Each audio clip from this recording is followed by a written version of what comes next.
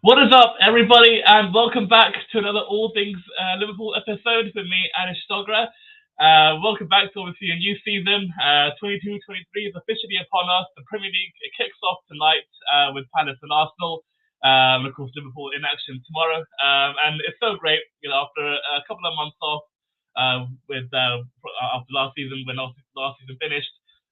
It's great to have football back. It's great to be back in the grind. And of course, a season like no other. Obviously, we're starting a bit earlier compared to previous campaigns. Normally, we'd be starting this time next week, but of course, with the World Cup, we have the Premier League, and of course, all the other leagues around Europe have had to bring forward seasons and play a lot more games before the World Cup begins in November. So it's going to be a very very exciting time. It'll be a very challenging time, of course, but also above all else, a great time. And with what's gone on over pre-season, with how we played, how we played, some of the results we've accrued during that time, um, and how some of the new signings are settling in. It seems like we're in for another very exciting campaign. Who knows if we're going to be playing all 65 games again this season, like we did last year? So of course, getting to the cup finals in the FA Cup, League Cup, and Champions League, and of course going down to the wire with the Premier League. And hopefully that is the case. And if it is, then we're going to be in for a very very exciting time. So with today and with the show that we have planned for you, so of course we'll be previewing tomorrow's match against Fulham, seeing how we'll possibly line up, how we'll do, and any potential players that could stand out against them tomorrow. We'll also review the game against Manchester City last weekend in the Community Shield. Of course, it is a bit of a pre-season friendly, but always nice to win a piece of silverware. So that's fantastic. And I think we'll be talking about the rest of the league as well. So how other teams will fare if we're going to have a bigger title challenge, or more teams involved than it has been in the last couple of years. Of course, the last 3, 4, even 5 seasons I think has been pretty much Manchester City and Liverpool dominated. So we'll see how maybe Tottenham will do better. In fact, I think they will. I expect them to do better under Conte, and of course some of the signings they made. Arsenal, of course, maybe even Chelsea. We'll see how they fare. There's been a lot of change, there. Even Manchester United, of course, obviously I hope they aren't involved whatsoever, but you can't rule them out with the players they still have. So without further ado, let's get right into it, and we'll begin with the game against Man City last Sunday. So a fantastic result first and foremost. Obviously, winning the Community Shield. We haven't won one in quite some time now. I think it's something. I think the last time we won it was in 2006, I believe, after we won the FA Cup. So a good, I guess, a piece of a case of history striking twice. And as for the game, it was obviously a really good performance. I thought from us. I thought I thought for the large part we dominated Manchester City. We played how we've always played really, and looked like we were really really fit, like really ready for the new season. You can see all the players were really up for it. Robertson and Trent on both flanks were fantastic. I thought Virgil and Joel were really good in defence, and the midfield, Thiago playing like he was at the back end of last season, controlling that midfield. Fabinho providing that anchor, and Henderson, providing that leadership quality and that box to box ability that we all know he has.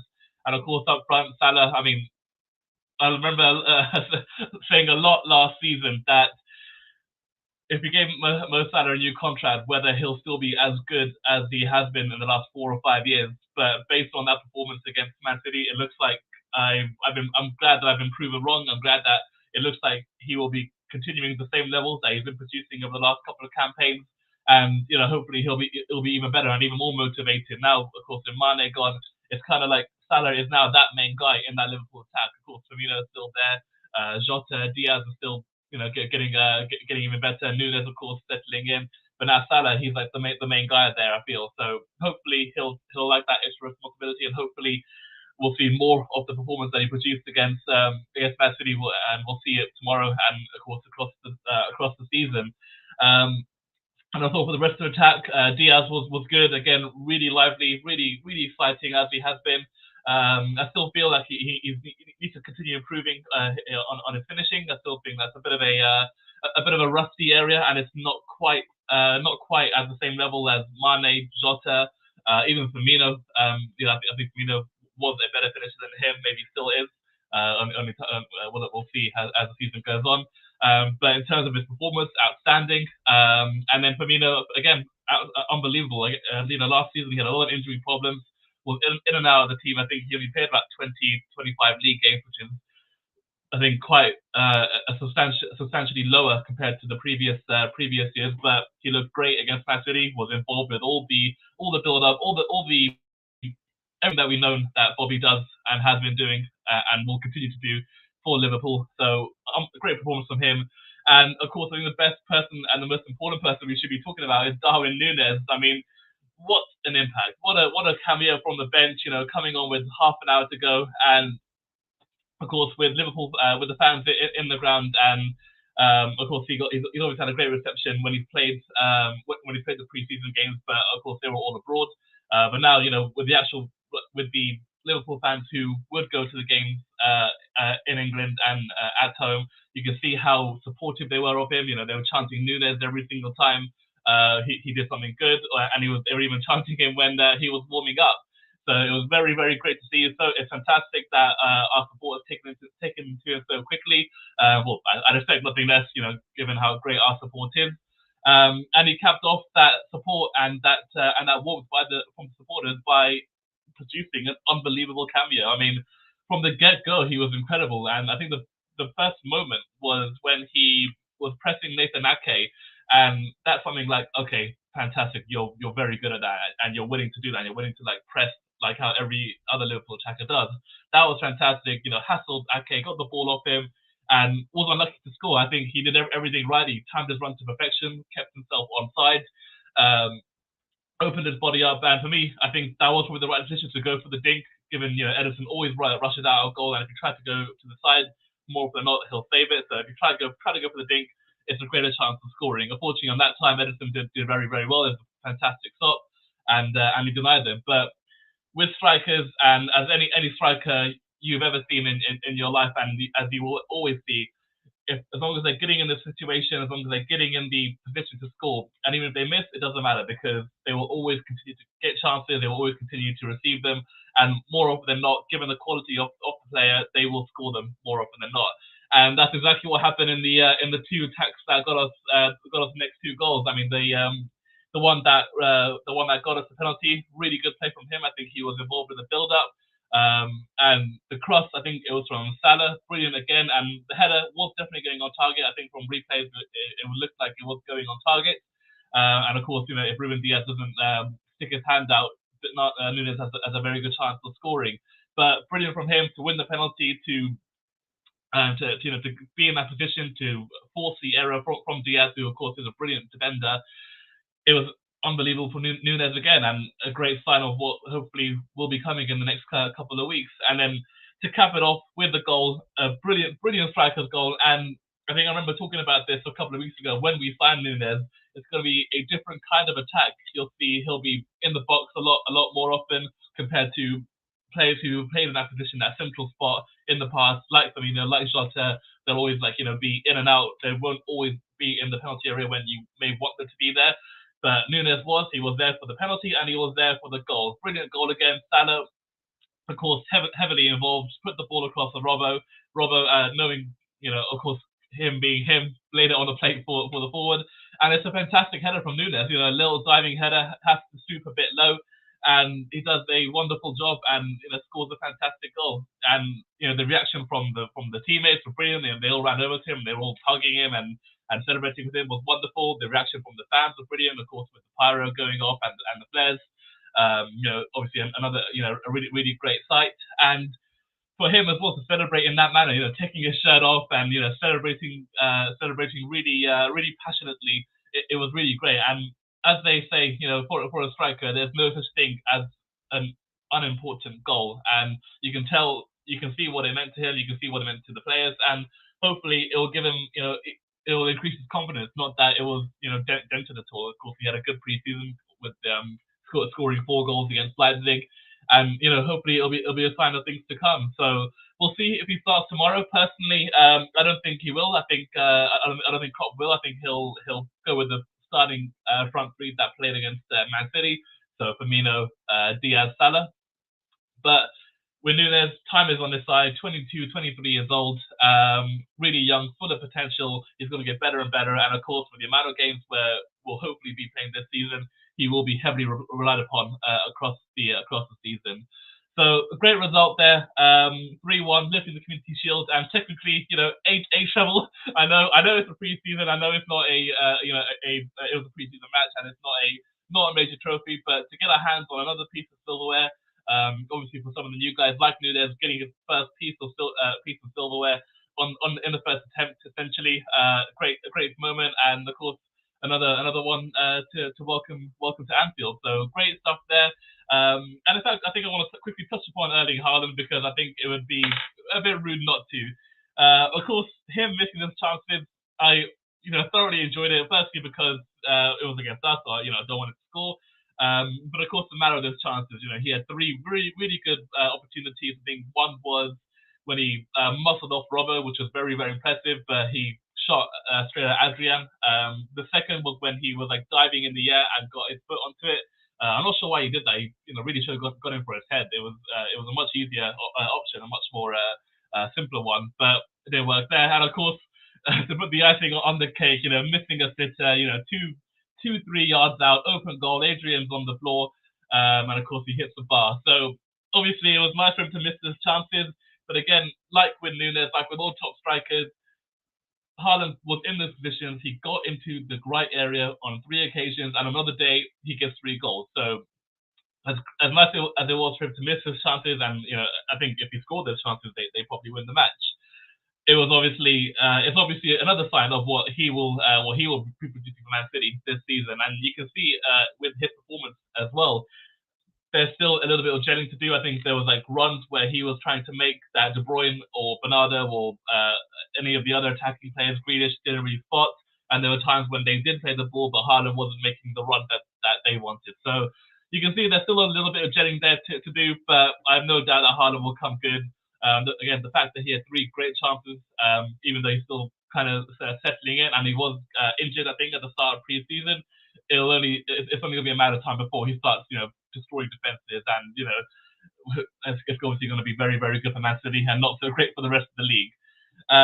But anyway, that was the Community Shield, so great result there, and hopefully now we'll follow it on with a strong result and of course a strong performance tomorrow against Fulham.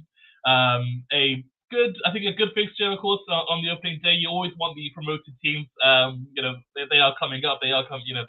There's a reason why they were in the Championship to begin with, because they weren't that great. Of course, Fulham have been up and down last couple of years. They were in the Championship last season and were in the Premier League year before, and I think it was the same the season before that, and then the season before that. It's a bit of a yo-yo club.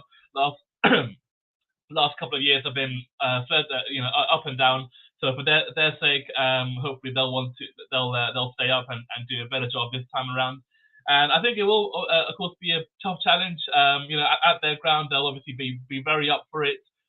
Made some good signings over the summer. They brought in Bernd Leno from Arsenal, which is a very, very good addition. I think he's actually, I think that's a bit of a bargain. In fact, it could prove to be a great bargain.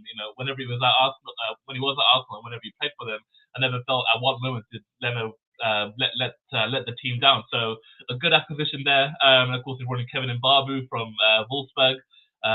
Good right back there, very athletic, and I think he was involved with the equaliser in their last pre-season match where Mitrovic scored. And of course, they still got a lot of quality there with Harry Wilson, of course, the former Red. He had a very good season in the Championship. Mitrovic, who absolutely destroyed the Championship.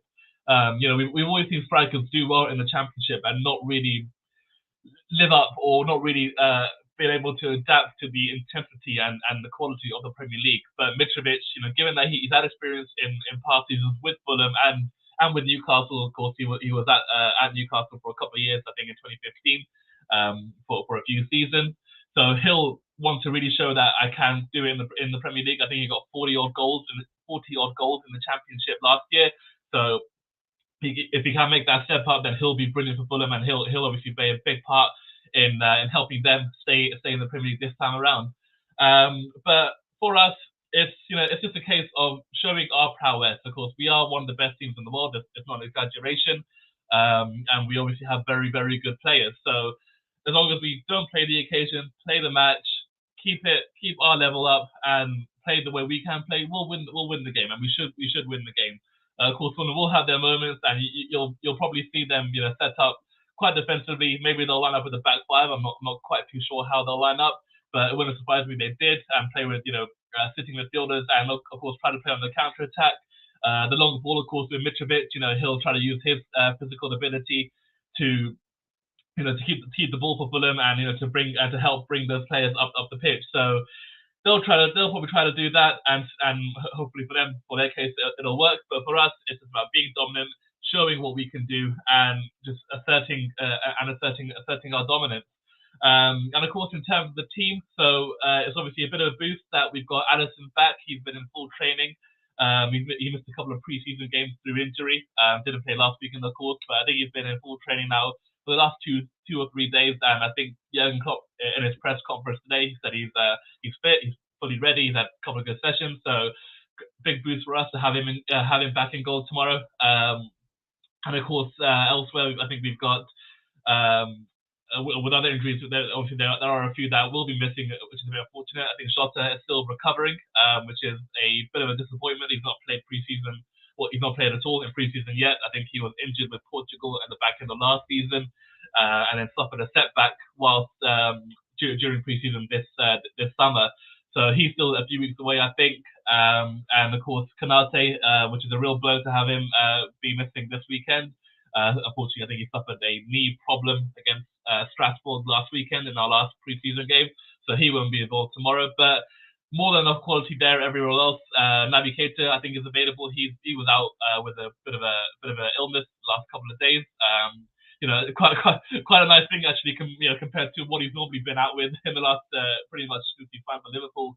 So hopefully Keita will be available for selection tomorrow. I don't expect he'll start, but to have him on the bench and to have that option will be very good. And of course, some of the younger players, and particularly with Harvey Elliott and Fabio Carvalho, of course, both will be or could be returning to their former clubs if they're involved in the matchday squad. Of course, Elliott, I think we signed in 2019 from Fulham, and Carvalho we signed this summer. So for them to be coming back to their club, they're all something that will obviously be a nice moment for them, and hopefully they'll be involved, because I think for me they've been two of the most impressive players over pre-season. I really enjoyed watching them play. And I feel for Elliott as well. After last season, he started really, really well. I think he started the first 4 games of the season, 4 games before he had that really unfortunate injury against Leeds. And then when he came back, of course, it took him a bit of time for him to adjust and get back to the level that he was at. Of course, mentally, when you come back from an injury, it can play a part, and sometimes you might not be there. But I think over preseason, I think he's got rid of that mental block, and he looks like he's really up for it now. So hopefully he'll be involved in the team tomorrow. Maybe he'll start. Who knows? He could easily start in that midfield 3. But I don't expect he will. But as long as he's available and we can have him as an option, it's a great player to have in the squad. So as for the team, so Addison in goal, I expect. Trent at right back. I think he'll line up with Joel Matip and Van Dijk.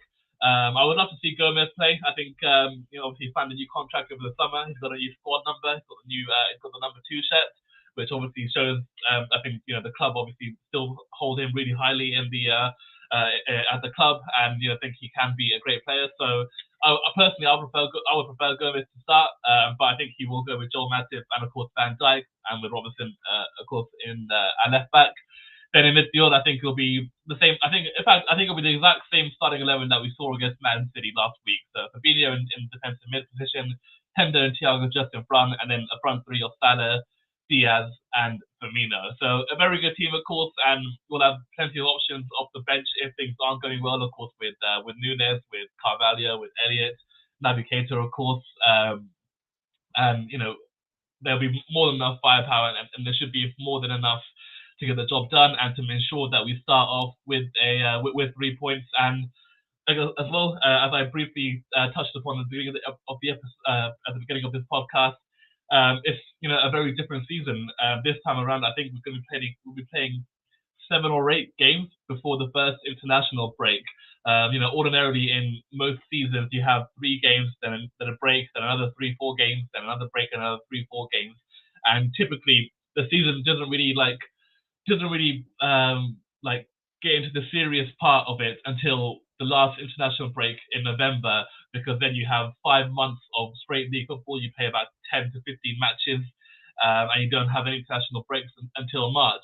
But of course, this time around with the Qatar World Cup in November, now we'll be playing 7 or 8 games to begin the season before there's a little break for the international teams to have a little get together. In October before for their last set of friendlies before the actual World Cup begins.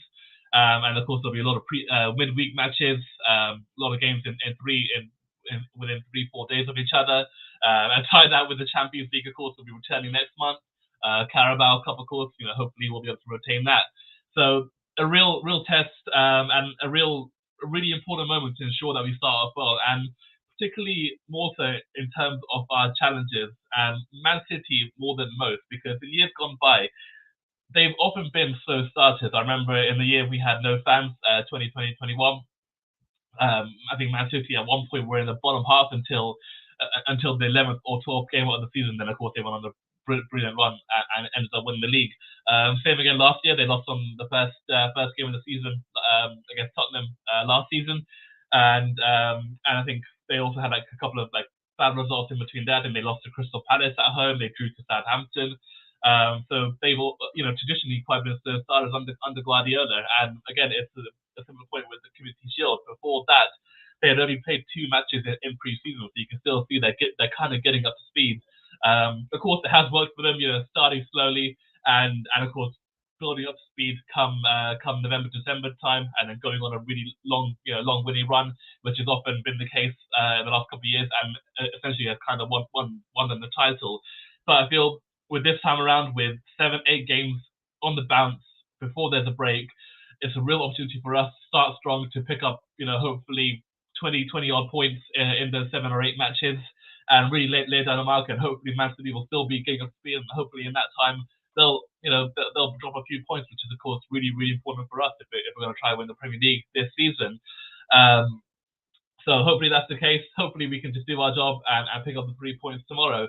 But in terms of the rest of the league, so of course, everyone, the beauty of match day 1 is that everyone technically goes into it on the same level of 0 points, 0 matches, zero everything. And anyone can win it, as we saw with Leicester a couple of years ago. Anyone can do it if they're lucky enough and if they try hard enough.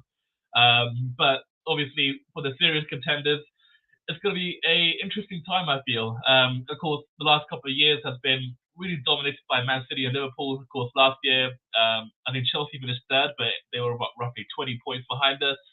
And the year that they got 98, we got 97. Again, I think it was Tottenham who finished third, or Chelsea again, and they finished 20 something odd points behind us. So it's really been a 2-horse race for the last couple of years. But I feel this season, I generally think it's I think I said this last season as well. It could be the most open title race we've had in a long time. I think last season we all expected Chelsea and Manchester United to do a lot better. Man United, I think they were coming off the back of a second place finish and had signed Ronaldo, Sancho, and Varane, so 3 very good additions there. And Chelsea, of course, winning the Champions League and then adding in Romelu Lukaku. But of course, as we all know now, none of those signings really did any wonders for both teams, and they fell away pretty quickly. But with this season, in fact, I'll still hold to that point where I don't think they're going to be serious contenders. Manchester United, they're still, of course, rebuilding. Ten Hag's got a lot of work to do. A lot of deadwood I still feel he has to get rid of, and a lot of new faces that still need to come in. They've brought in a few players with Malacia, the left back from, I think, Feyenoord, Dutch left back, Martinez, the centre back from Ajax, and I feel like I'm missing one other player here. But they signed 3 players. Eriksen, that's it. Christian Eriksen. So 3 good signings, I feel. 3 signings that could, obviously make them improve. Obviously a left back with Luke Shaw. He has now some better competition. Hopefully that is the case, especially for England. I think Luke Shaw is a great left back, but I think the last couple of years he's not really kind of kicked on. And hopefully Malacia left back, it will push Shaw on and make him produce better performances. So we'll see how that pans out. Martinez, of course, coming in as a centre back. Of course, United have Varane there, Maguire, who of course I think hasn't is going through a tough time, and maybe isn't the right player for Manchester United. And in fact, I don't think he'll even start this weekend. I think they're coming up against Brighton. I think it'll be Martinez and Varane in the heart of the defence. So there's more competition, and Eriksen, I think that's a pretty good acquisition. Of course, it's not the same Eriksen that was at Tottenham, the most creative player I think in the league at the time, or definitely up there. And of course with everything that he's gone through, but still a very good addition, and I think he can still do it in the Premier League. Of course, when he came in at Brentford in January, I think it was a vital signing for them, because it looked at the time that they were in free fall and they were losing every single week. They weren't scoring, they were conceding too many, and it kind of looked like they could be going down. But then Eriksen came in, and it absolutely galvanized the club, bringing in a player of that caliber, and it worked wonders for them. So Man United signing Eriksen, I think a bit of a no-brainer as well, obviously coming in for free, and still has, I think, enough to show, enough that he can contribute with, and of course we might make Bruno Fernandes think over his shoulder, that Eriksen is there, and he could obviously be challenging for my spot. So we'll see how those signings do. But for me, Manchester United, I don't think they'll be heavily involved in the title race this season. I think they need to really just focus on getting back in the Champions League, whether that be through winning the Europa League or getting into the top four, which are both, of course, very, very difficult tasks. But for me, I don't think they'll be challenging for the title just quite yet. And obviously, for me, the biggest question will still be Ten Hag coming into a new league. Of course, the Premier League is nothing like whatever he's managed before. Did a good job at Ajax, and hopefully, and now we'll see how he does at Old Trafford. And then, so I think we'll do this based on how the league table finished last season. So United finished in sixth, and then Arsenal. So for me, I think that's the most interesting club right now, given what they went through last season. It's a glass half empty, glass half full kind of situation. I think they'd have been very, very disappointed that they didn't get top four. They were I think 4 points they needed from the last two matches. They needed to avoid losing to Newcastle and beat Everton. And it was a real shame for them, to have been in the top four for so long. They produced some really, really good results across the season. I think they beat Tottenham at home.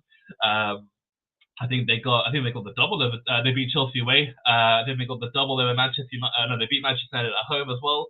And had some really consistent results. And of course, a lot of the young players were really improving week on week. Saka went to another level after another good campaign. Martinelli was very good. Odegaard was great. But I think for them, injuries really cost them. And of course, they had a really thin squad. I think they only had 20 odd players. I think at most 20, good players they can choose from. And towards the end, a lot of them were injured. Tierney and Tomiyasu were big misses at fullback. Tavares, found it quite tough in his first season in England.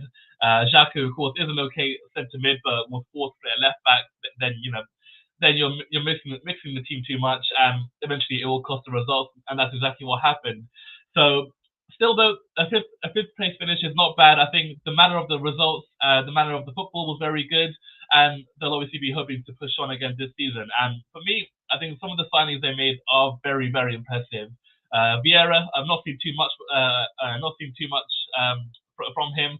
I haven't been really watching Arsenal's preseason matches, but the fact that he cost £30 million is quite a young centre attacking midfielder. Sorry. And will of course be competing for that spot in attacking midfield where Odegaard plays, and could even maybe play in the wings. I'm not too sure where he'll play, but looks like a good acquisition there. And then I think the main two, of course, are Zinchenko and Jesus. We'll start with Zinchenko. For me, I think that's a real steal. I mean, £30 million, of course, it's a lot of money, but in this day and age, £30 million is not a lot, given the average price for a good player nowadays seems to be £50-60 million. So it could be a real bargain, and I think it's a real smart acquisition, given that firstly he worked with Arteta when Arteta was the assistant at Man City, and the versatility he can offer. Of course, he plays at left back. He's a very good player in that position. So when Tierney is unavailable, which seems to be the case more often than not, Zinchenko can fill in there and do a very good job. And for me, I think the reason why he came to Arsenal was because he wanted to play in that midfield role. And I think going forward, I think the age he is, I think he's in his mid-20s now, so still has a lot of time on his side, and I think he'll be a really good player to put in that spot, in that left defensive midfield role where Xhaka ordinarily plays. I feel Zinchenko will be better for it. I think he'll be.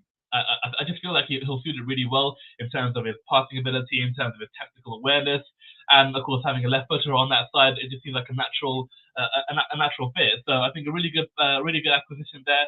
And of course, the most important thing is that he comes in with a winning mentality. He's won four Premier League titles, three or even five. I'm not quite sure. Multiple cups, so he knows how to win. He knows how to get it done. He knows how to win ugly, and that's something he'll teach those younger players at Arsenal who are still progressing. And he'll show them, this is how you got to do it. This is what you got to do to really succeed and to really be up there challenging for the major honours.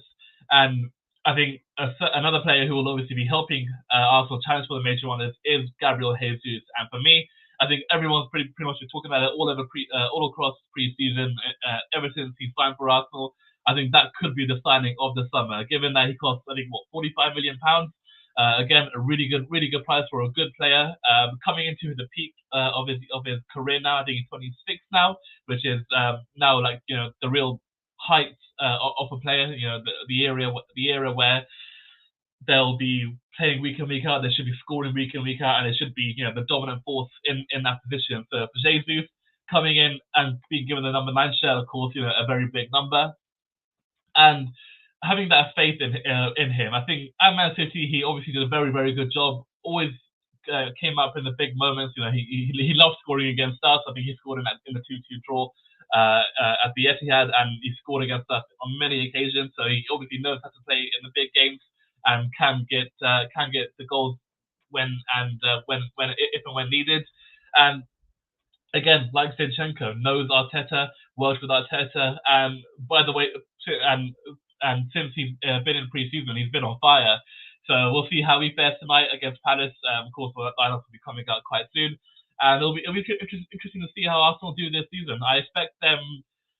I don't expect them to be challenging for the title. I think they're still progressing, but I expect them to be challenging for the top 4, and I do expect them to go far in the Europa League, which for me personally, I think is a better route. Of course, if you win the Europa League, of course you're winning a trophy, and for Arsenal, I don't think they've ever won a European trophy, so that'll be great for them. And when you win it as well, you get a better seed in the next season of the Champions League. You're ranked in the top seed if you win the Europa League, which I don't agree with, but that's the rules, and they make it up.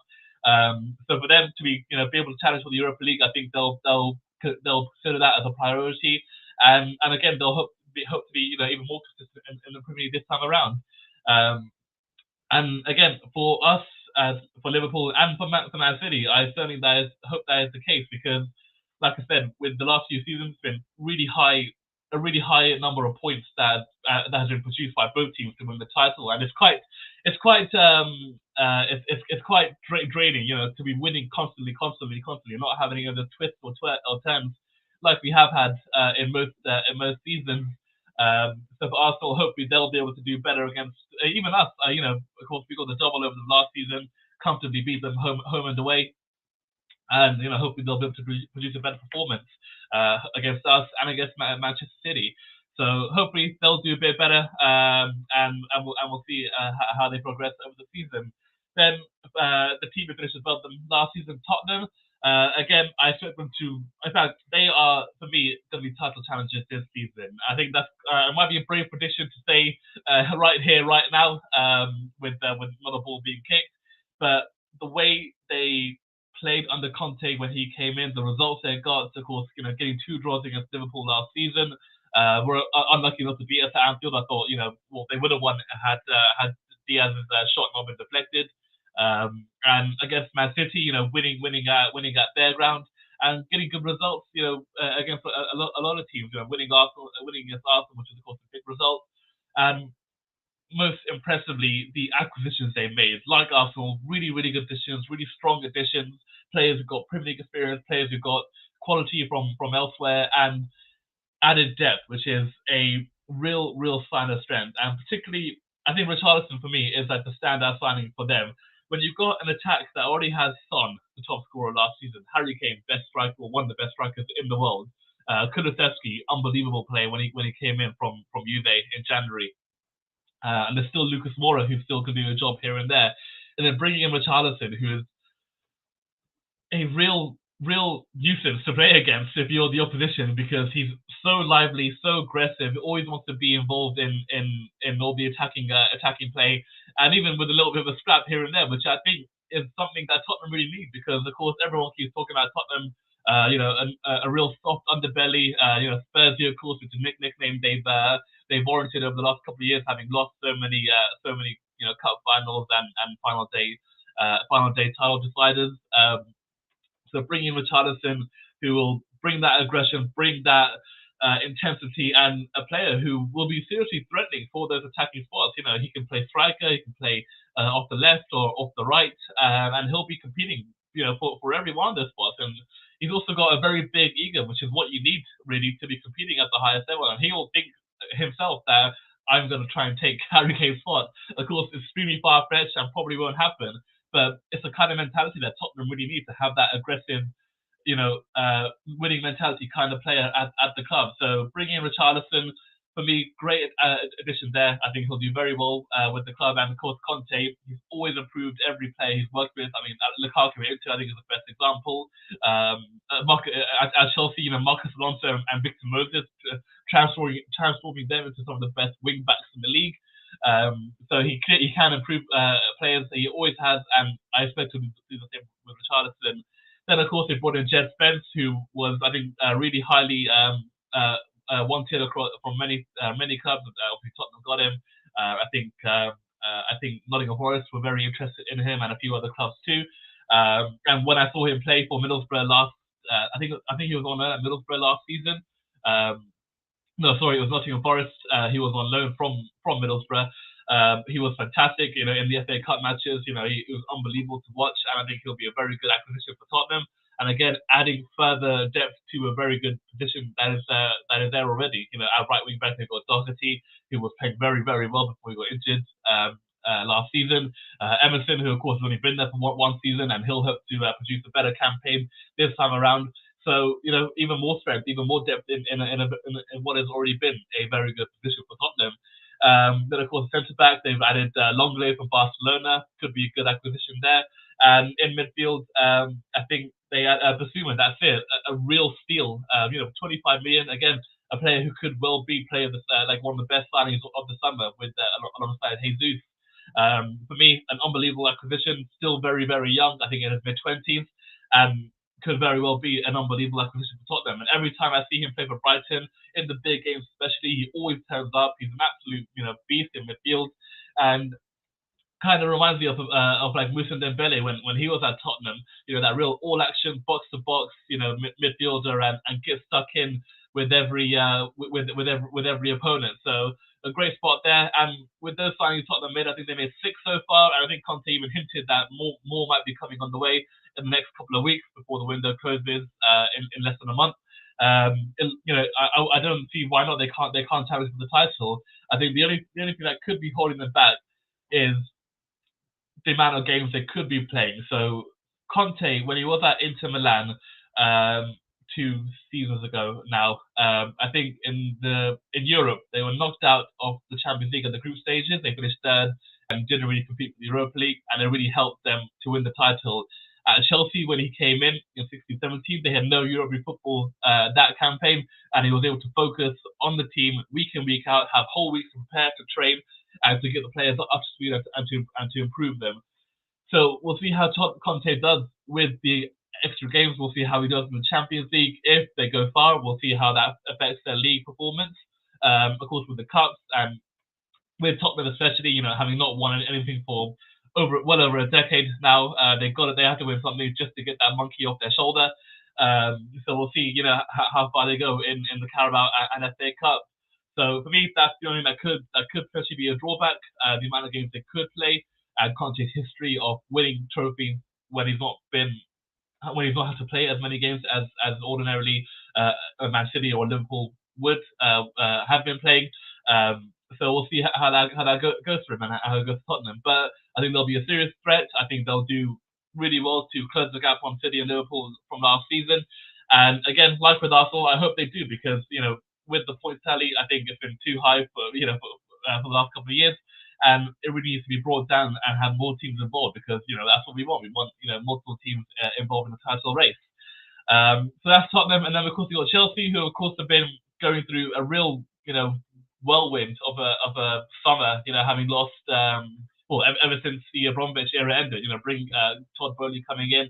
I think he bought the club quite late, which is not ideal. So I think he bought it in mid-June when a lot of clubs are already buying players. I think we bought Nunes by then. And City bought Erling Haaland.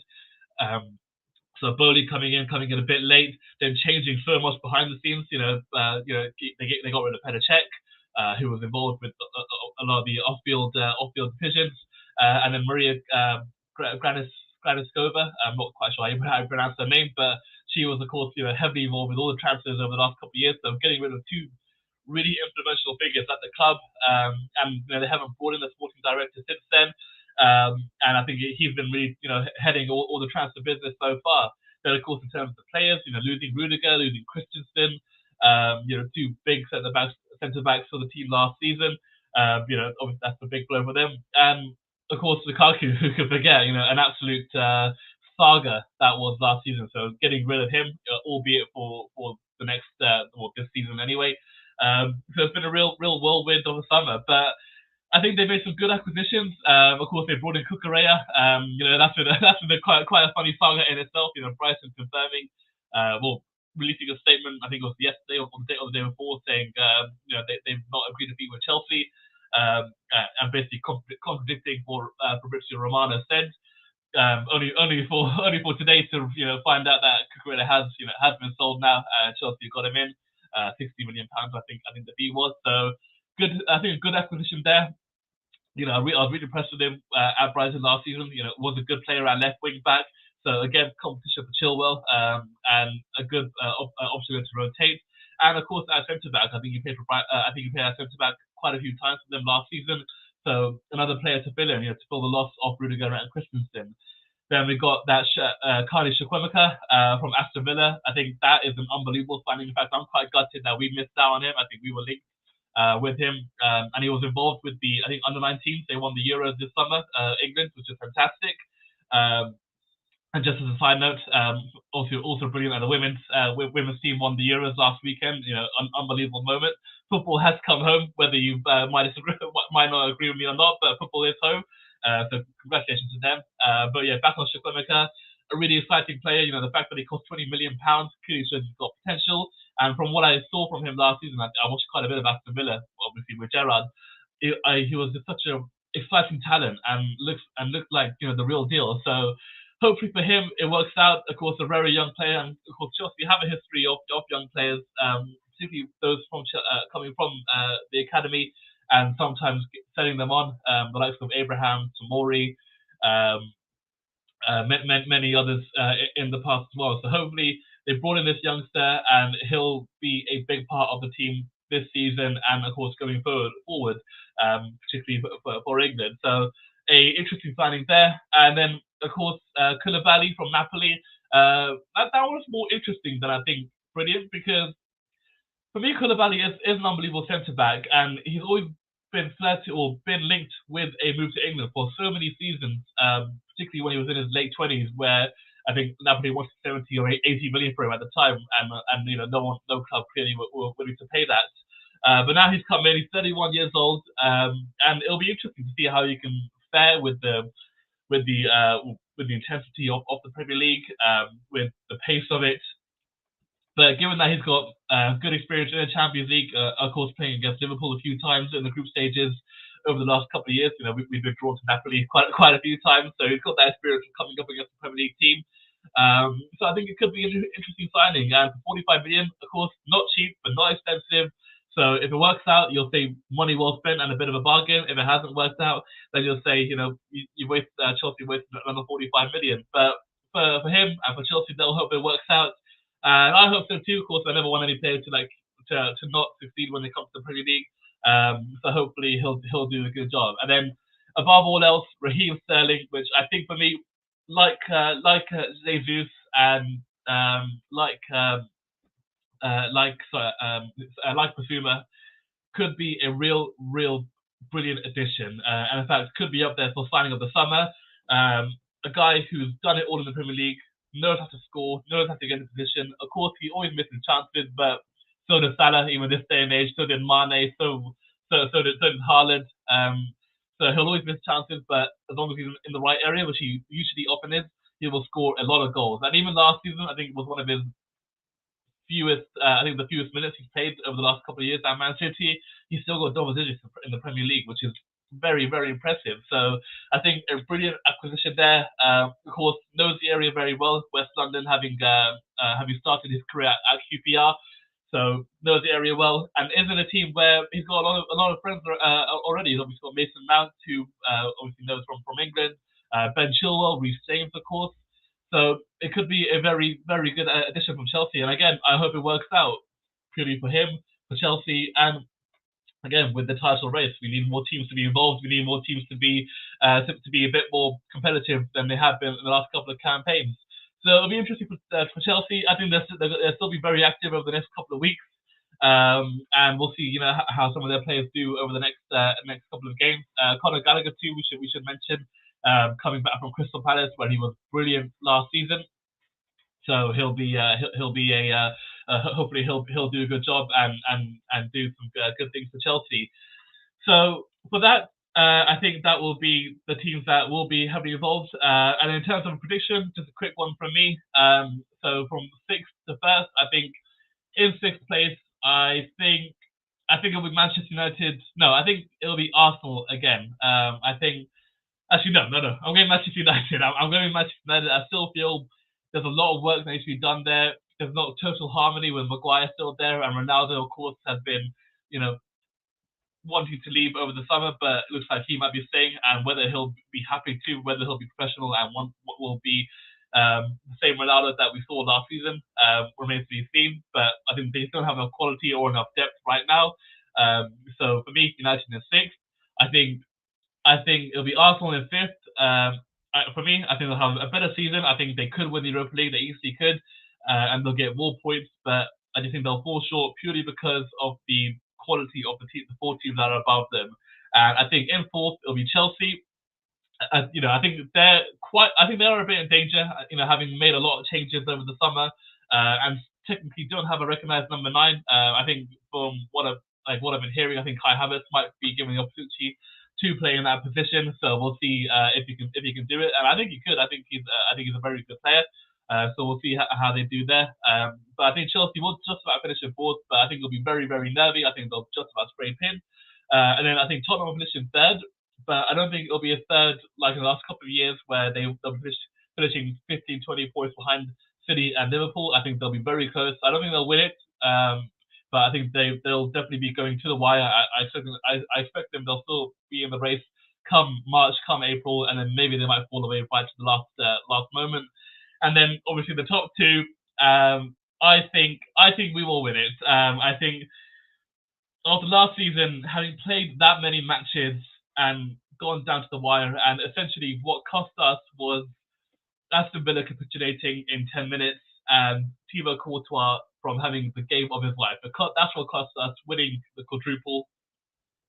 And I think having gone through that and comparing to previous seasons where in 18-19 we didn't win the league title, went on to win in the following season, serving in the Champions League, lost in 2018, won it again in 2019. I think the squad will be doubly determined to go all out for the Premier League, particularly as well. Like I think obviously in 2020 we won it without fans. It didn't feel as special.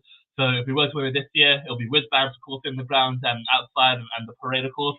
And more importantly, it will put us onto 20 league titles, level with Manchester United, and again asserting our dominance as England's top club. So I think we all win it. I think it's going to be a great ride. I have no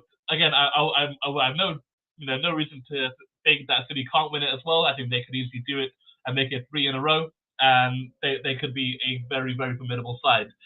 But anyway, that is all we've got for today. So I hope you will enjoy this podcast, and hopefully we'll pick up the 3 points tomorrow. But of course, we'll be back now pretty much every week reviewing the last match and previewing the next match, and as well as keeping up with all the updates that has gone on off the pitch, and seeing how the season goes. So, anyways, that's all we've got for today. Hope you all enjoyed, and we'll see you again soon.